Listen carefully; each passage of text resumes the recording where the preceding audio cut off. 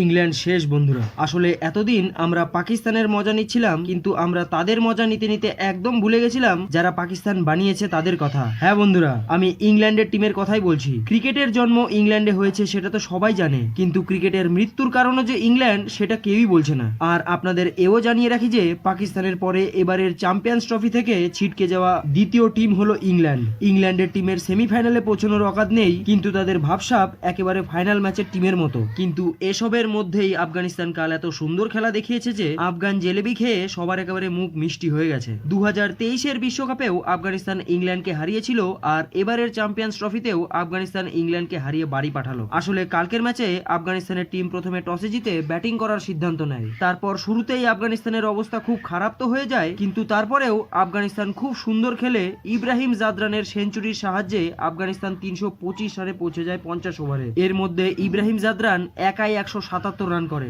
আর 177 run আজ পর্যন্ত champions ট্রফিতে কোনো টিমের কোনো ব্যাটসম্যানই করেনি। ইংল্যান্ডের জন্য এই টার্গেট বড় তো ছিল, কিন্তু এটা জেতার মতো ম্যাচ ছিল।